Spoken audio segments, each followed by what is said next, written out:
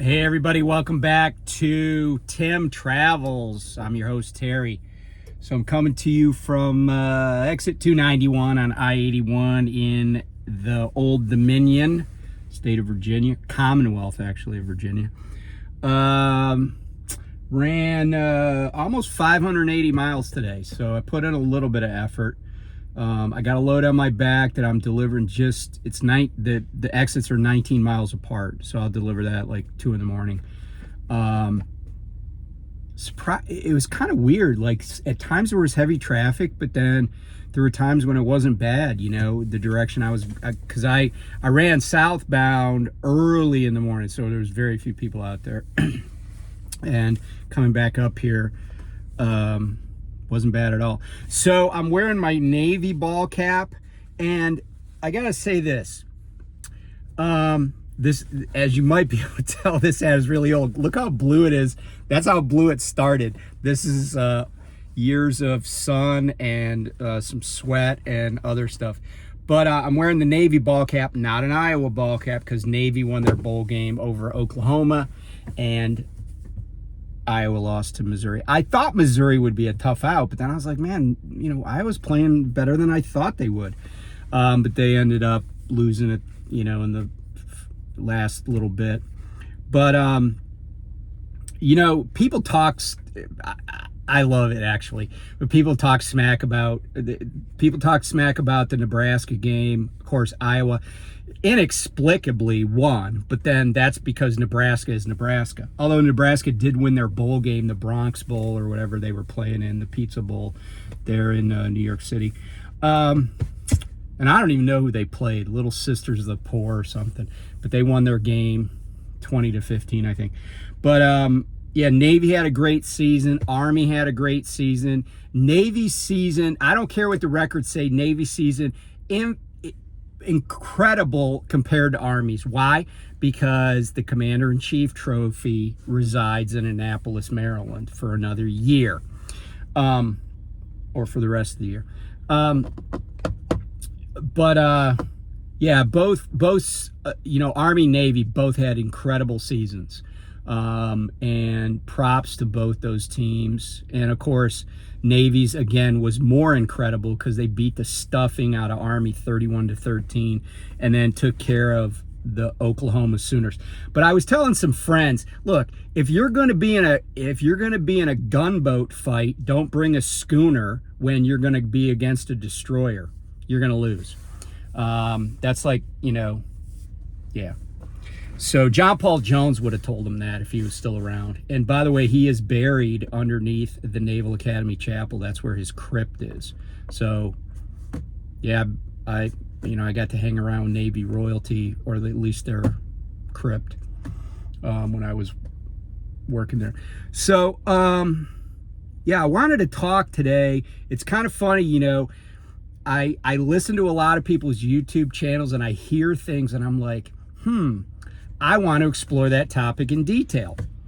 And so the other day I was listening to a live, actually I think it was maybe just yesterday, that Lyle over at No Hippie Trucking and Transportation had. And I was listening and commenting and stuff.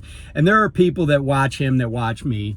And, he said some stuff, but he's like, there's this guy that Terry and I both know, but I can't really say much because I got to keep him happy, or what, words to that effect, right?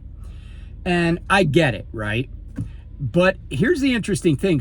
Another person who watches both of us made the comment. He goes, Terry really exposed and prime on a lot of issues, and he didn't hold anything back. And again, I'm just words to that effect. And I think the interesting thing about that comment and stuff that Lyle was saying about Prime being a starter company, all of that got me thinking. And the first thing I thought of is, there are a lot of people that have watched just a few of my videos, or maybe just one of my videos. And then of course they think they know me, right? It's kind of like it. I'm not really trying to conflate this, but it's kind of like somebody saying, oh, I don't like so and so. I don't like Julia Roberts because I heard she was mean to a waiter, you know, and she's just a terrible person, even though she comes off as real nicey nice on TV. It's like you can't really judge somebody. Now, I'm pretty much of an open book in a lot of ways, but and you know, the funny thing is, like, when I got called on the carpet about the Jason Pearson video and other things that I did at Prime, and for those of you who are just new to this, Jason Pearson was a driver at Prime, but he was a lease operator who went missing, and Prime didn't tell anybody. And he went missing after he had checked in at a shipper in Maryland. They just came and towed his truck. Turns out his body was in the woods like 20 feet from where his truck had been. They didn't tell anybody. They didn't do anything to help him or his family. And I'm not the only one, right? But I basically went off on them, and I called them all sorts of names and told them how effed up they were, because they were. And then I got called into a meeting with Stan Aumann at Prime. And most of you will never meet Stan. It's hard to find Stan because you got to look for his feet, because usually his feet are sticking out of Robert Lowe's ass. So if you see Robert walking around, look for Stan Aumann's feet, because that's how far up Robert's ass he is. But I got called to a meeting where Stan was out in the open, and he basically said, "Oh, you YouTubers, it's all negative." Well, Stan obviously never watched a lot of my videos where I talked about Prime and how there's a lot of things that they do well. And a lot of other people said, "Oh, you just got a hard on for Prime and stuff." And here's the deal. I don't have a hard on for any trucking company, because let's be honest, that would be kind of weird. But I know what I know, and I know where I have experience, and I pay attention. I pay close attention to this industry. Am I an industry analyst? No. But maybe in an amateur way I am, right? Like, I pay close attention. I read a lot of stuff. I try to get information from different sources. So I want to talk, though, about what Lyle was talking about, and also the other person that commented about exposing things at Prime. And I don't go into this because I'm like, oh, I gotta like destroy Prime Inc., because that's not my goal. I have friends that work there, right? I have friends that work there. Lots of people make their living. There's a lot of great people at Prime. Not just drivers, but there's a lot of great people in the building. But, you know, and when I say the building, I mean the Puzzle Palace in Springfield. And there's great people at the other terminals too. But, and by the way, I always would include in that, when I say great people, I mean the food service staff, the housekeeping staff, every single one of them, solid citizens, and I got nothing but praise for them. But I feel like a lot of people have reached out and said just recently, just in the last couple 3 weeks, "Oh, I'm thinking about going into trucking. I'm transitioning careers." And it makes sense, right? Today's New Year's Eve. Happy New Year to everybody. You know, a lot of times when the calendar turns over to January 1st, we're like, you know, I need to make a change in my life. And people make resolutions, people do this and that. And, you know, and sometimes, and legit, some people are like in relationships, and once the holidays end, they're like, you know, I got to do something different with my life. And you know, that's true of lots and lots of people, right? It's a new beginning, right? That's why New Year's is represented as a baby. It's a new beginning. By the way, I talked about Janus a couple of years ago, the Roman god Janus, looking forward, looking backward. And somebody was like, "You are a heathen. Thou shalt have no gods before me." And I was like, no, just because I know mythology and pay attention to like other, like, I don't even think of Roman gods as like religion, or Greek gods as like religion. I just think of it as mythology, which I did study a little bit. And my daughter's really into, you know, like Percy Jackson and stuff. But anyway, I digressed. Getting back to Prime though, I'm gonna share just a little tidbit of something with you, and then I'm gonna talk about Prime as a starter company.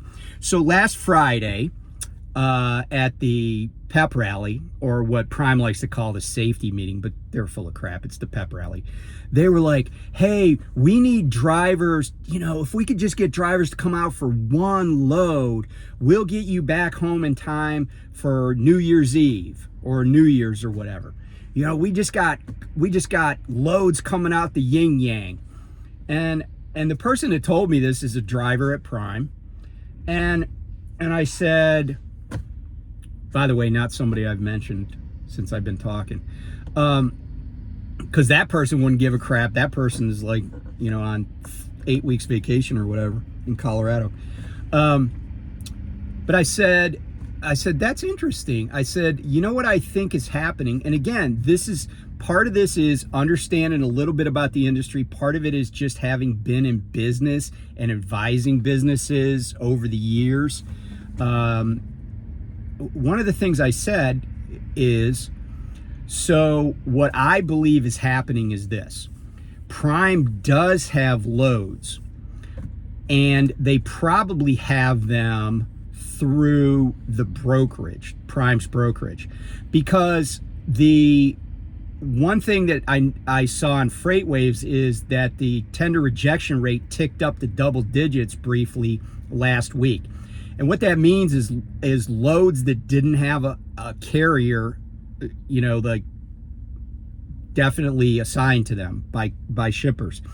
And that probably was the dry load tender rejection rate. But the thing is, there's a lot of crossover between dry and like reefer and flatbed. And the reason I say that is, I'll give you a perfect example. You see a lot of shingles, roofing shingles on flatbeds. But what you don't see is there's a lot of roofing shingles that go in dry vans. I know because I've hauled shingles in dry vans. But here's something you may not know. While Prime doesn't do it, when I was hauling shingles on a backhaul out of Ennis, Texas one time when I was at GP Transco, there was a Hirschbach guy with a reefer trailer sitting next to me getting shingles. So, you know, if you could put it in a dry van, a lot of things that like don't need to be nailed down to the deck. By the way, if you've never been in anything but reefer, you may not know that the decks in dry vans are made out of wood so they can put nail dunnage in just like on a flatbed. So there's a lot of crossover. So anyway, the tender rejection rate going up into double digits means there's loads that need to be hauled, and there aren't people to do them. And as an example, you know, soda pop, beer, you know, water, all that stuff, that's all like food products, but it's all dry van stuff, right? But you can certainly haul it in a reefer. Prime hauled plenty of beer until that person dumped an entire truckload of Bud Light there in Louisville. I'm not saying that's why they don't haul for Anheuser-Busch anymore. It might be the money sucked. I don't know. But in any event, I never thought, I've hauled for Anheuser-Busch products at least, I think, 3 companies, and I never thought Anheuser-Busch was a great customer for anybody, but whatever. They're huge, right? They're like the Walmart of beer. So anyway, you know, what I said was Prime is worried about people being in the hole. So if they can get you to come out and run one load, it does a lot of things. It cuts down on their liabilities of you being in the hole, right? Because when you're in the hole, you owe Prime money. But it's like Prime loaned you money and they don't have the cash. So it helps their revenue numbers, right? Their top line revenue in a couple of ways. One is they just make money off the load. 2 is you make money, so they keep money. They hold it back from you because you're behind on your payment because you've been off for 10 days or whatever. And it improves, and here's the real important part of this. It improves their quarterly numbers. Now you say, well, why would a privately held company really care that much about quarterly numbers? And the answer is because even though I don't know what their quarterly numbers look like, which, by the way, is also the end of their annual numbers. What I do know is that they are probably very heavily leveraged, especially on the truck purchase side. Like, I have a lot of confidence that Prime has what's referred to in the car industry as like floor financing. And they are borrowing money for all the trucks that they buy. And, their arbitrage, they're doing arbitrage between what they borrow for and what they can make off the truck, right? It's like if I borrowed $100,000 from somebody for 3% interest and I could get a 5% return on it, then there's my profit, right?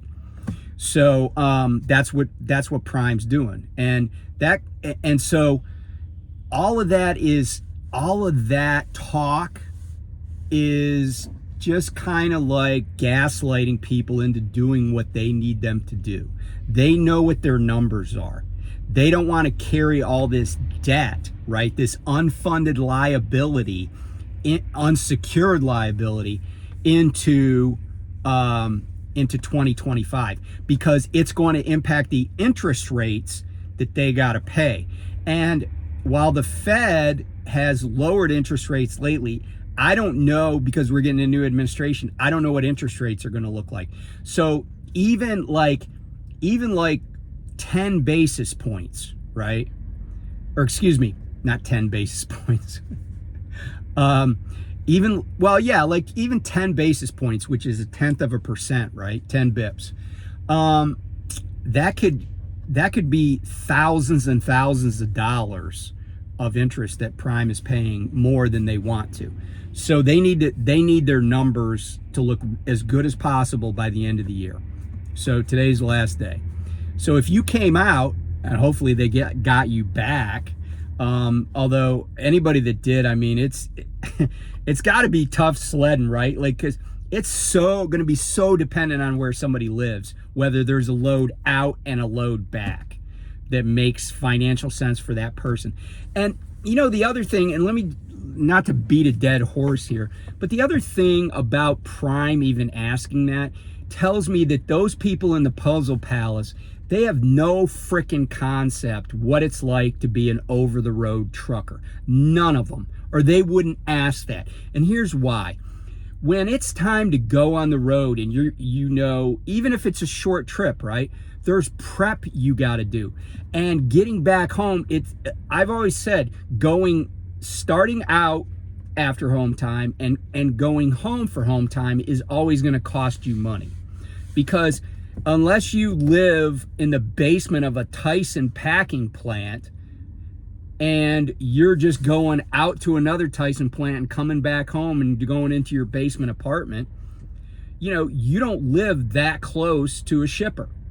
And if you do, and here's the other crazy thing, you can live really close to a shipper. I know people that do, and yet the first load they'll get out of home, they gotta drive 290 miles to pick it up, even though there's a very well-known shipper like 3 miles down the road from them. So I just got I got issues with that whole thing, because it's just bull, But let's talk about Prime as a starter company, as a company to go to get your CDL, get experience. So I can tell you that Prime does a lot of things well. I went through their onboarding process, which of course was a little bit different because I was an experienced driver. I was coming in as an AC. I don't love the fact that Prime uses like all the CBTs and all of the video game crap on the simulator. I don't care for that, but it's a way for them to just run as many people as possible through. Now, Prime is great. Prime is like, so at the Naval Academy, every midshipman lives in a building called Bancroft Hall, which is an enormous building. It's I think it's the largest dormitory in the world. And my office used to be in Bancroft Hall, 4-4 if you're keeping track at home. And the midshipmen call Bancroft Hall Mother B. And that's a term that refers to the fact that like everything you could possibly need is in Bancroft Hall, right? The barber, the dentist. Actually, there's it used to be medical clinics there. There is sick call there, but if you need there is a place called Hospital Point too that actually used to be the hospital. The dentist, the credit union, the dry cleaners, the post office, and then really you don't even have to go outside. They eat in King Hall, but you just go down some stairs to go down out of Mother B, out of Bancroft Hall into King Hall, right? Everything's under one roof. And so all their needs are met in that one building. And it's like that with Prime, right? When Prime brings people in, you know, you see them with the fluorescent little pouches that they're carting around. They got their vests on. The vests don't have a speck of dirt on them. All those people, when I see them, I'm like, there's your recruits. This is recruit training. And it's really evident in Springfield, although you see them in Salt Lake and Pittston too. But it's really evident. But Prime does everything, right? They feed you, they house you, they transport you around. A lot of companies, they don't do any of that stuff.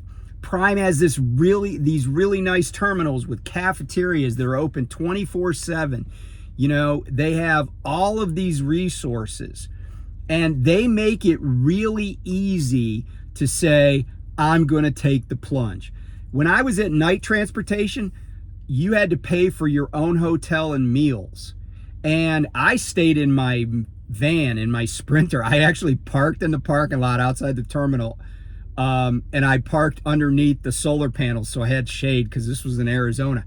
But, and I thought, you know, we had great instructors at night, but our instructors had a stash in a lateral filing cabinet in the classroom. They had a stash of food because they knew that we were out of pocket for that. But at Prime, I mean, yeah, you're getting a loan, right? But you could show up frickin' penniless and you were going to get fed and clothed. Well, not really clothed. They don't have uniform issue, but you're going to get fed and lodged and transported. They're going to give you everything you need to succeed. And oh, by the way, if you do need clothing, they got this big store where I bought this shirt, right? But I think those people can just go in there and get clothes. Like you can get everything you need. I bet, I don't know this for a fact, but I'm pretty sure they sell underwear in those stores, toilet article, everything. So Prime is a great starter company for somebody who really needs a fresh start. Somebody that can just get to a Greyhound bus and just show up, right? And can pass a drug test, you know, and has their permit. I mean, that's a great start. And it's so important because that's how we took care of recruits in the military, right? You get off that bus, some dude like me, only much younger, starts yelling at you. The quid pro quo, the other part of that deal is we're going to start ripping you a new one and making you change your life, but we're going to make sure you're clothed and housed and fed and you have medical care and, you know, all that stuff. So in that regard, Prime, I can't think of any company that does it better than Prime. The other thing, Prime has great terminals. Prime's training, I don't love their training, even though I trained lots of people at Prime. I don't really love how they do the CDL training. But there are probably worse places to get a CDL. I don't love how I don't mind the follow-on training, you know, TNT, but you know, I will say that is, in my opinion, way too malleable for Prime to have tons of credibility in that regard. And what I mean by that is now the mileage requirement, I think, is only 20,000 miles, but when I was at Prime back in April, it was 50,000. And you know, and the first guy I had on my truck, he had to do 40,000. Well, not the very first guy. The first guy did like 7,000, and then he was finished with this his 40. But then the second person I had, Paul, he's in some of my videos. He had to do 40. And you know why he had to do the extra 10,000? Is because he left after he got his CDL because he had to go home and take care of some personal business that took longer than he thought. And so when he came back, he was a rehire, right? It was only like a month. He was a rehire, and because he was a rehire, they're like, oh, you got to do 40,000 miles on your trainer's truck. And oh, by the way, we're not going to pay you the same as other TNT.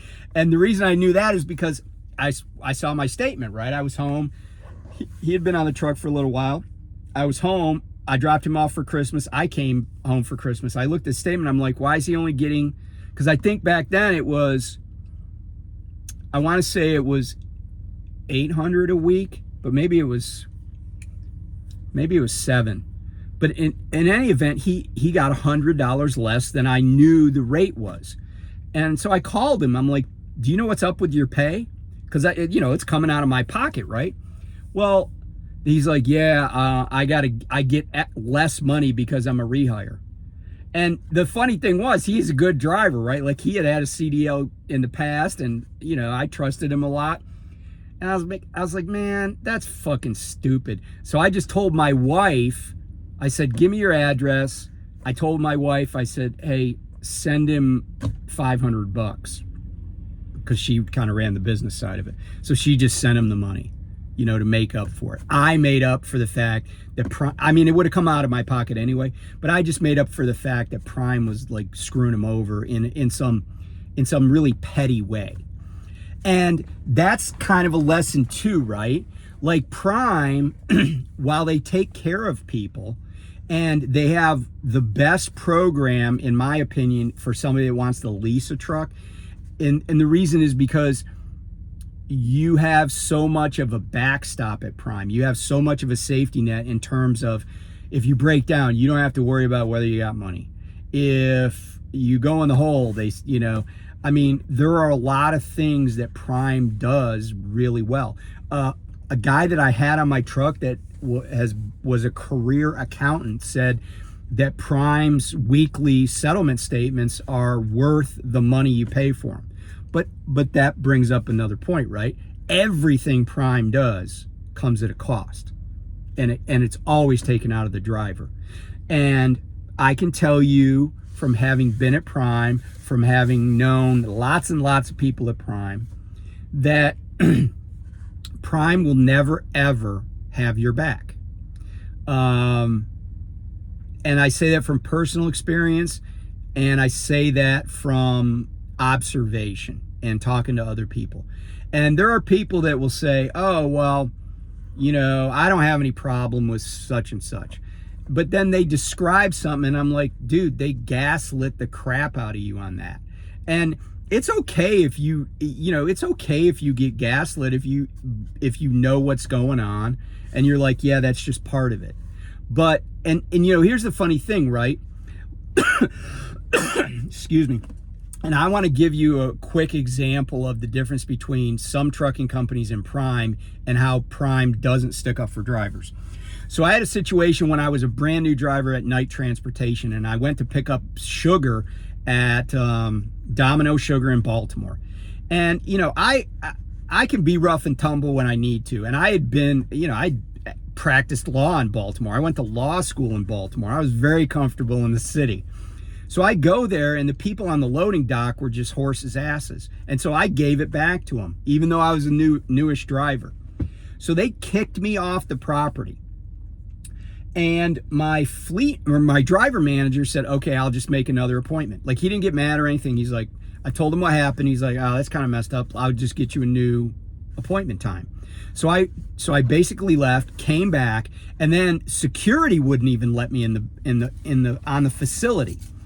So I called back to the terminal, but this time I got my terminal manager, and he was this dude, young guy, but a kind of a good old boy from Mississippi.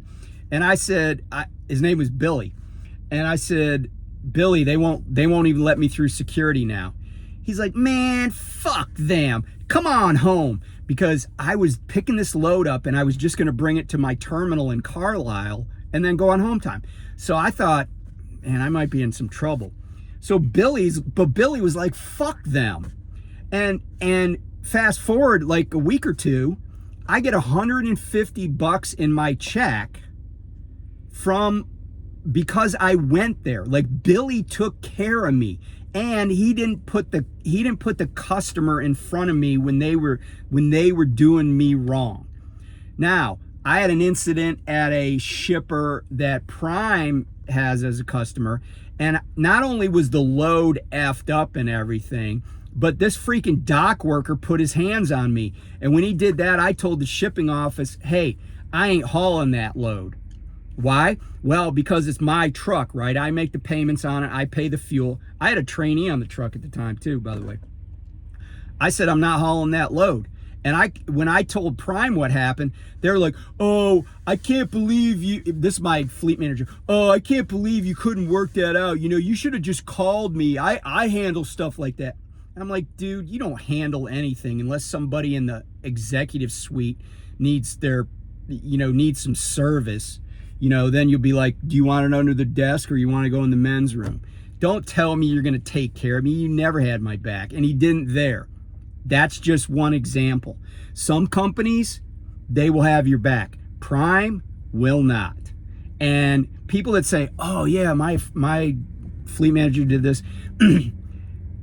When I say that they only do things in their best interest ever, you can take that to the bank.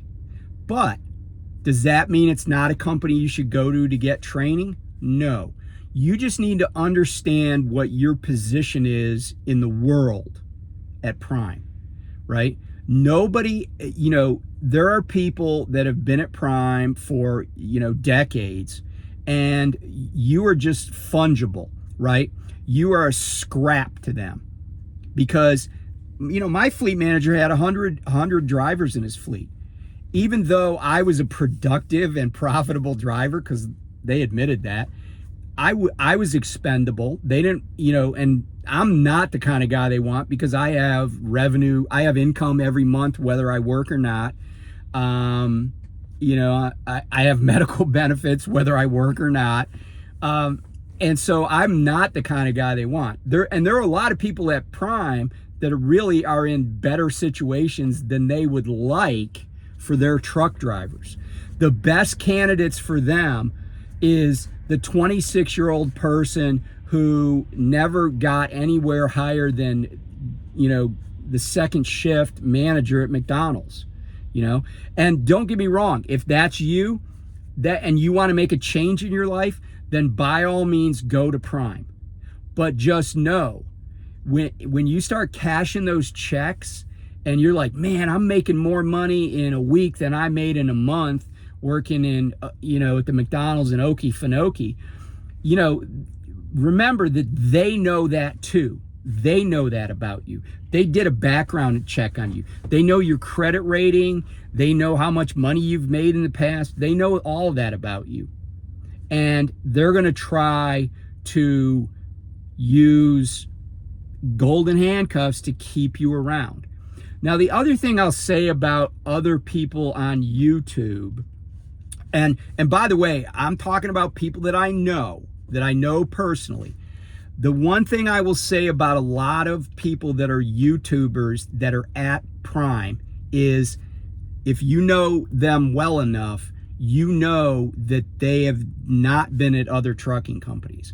So what they're telling you about their experience is 100% accurate, but it is not through a lens where they have seen things at other companies.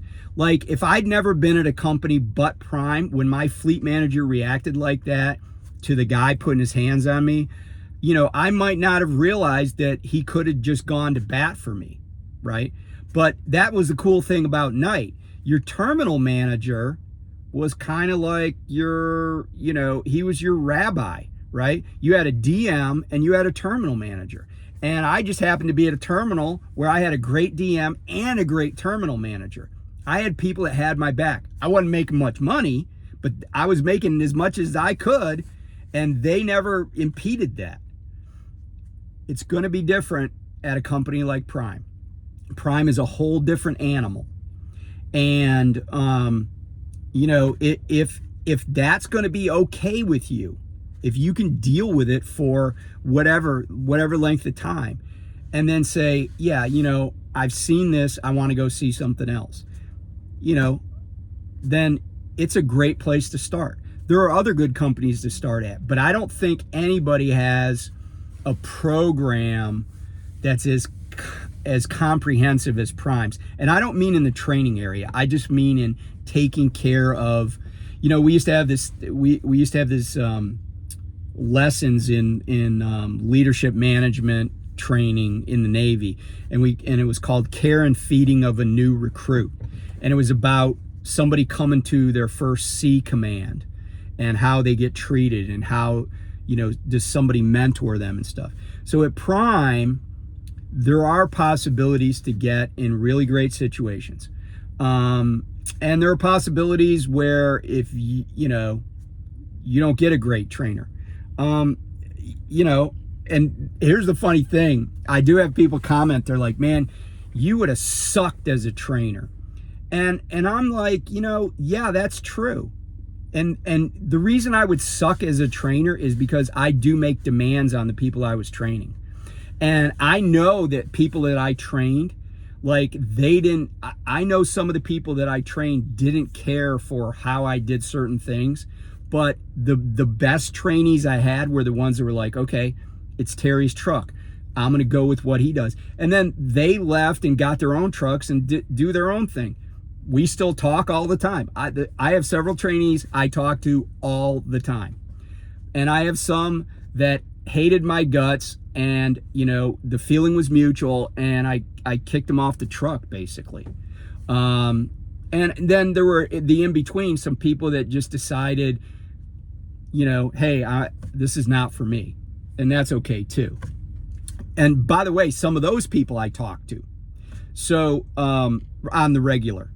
So anyway, I don't know if I'm not here to recruit for Prime, although I got a Prime shirt on. But I do want people to understand there are a lot of good aspects to Prime. But, and you know, and new people coming in, when they see these cameras in the truck, they might be like, okay, that's just, they never knew anything different. So it might not matter to them. They might be like, yeah, whatever.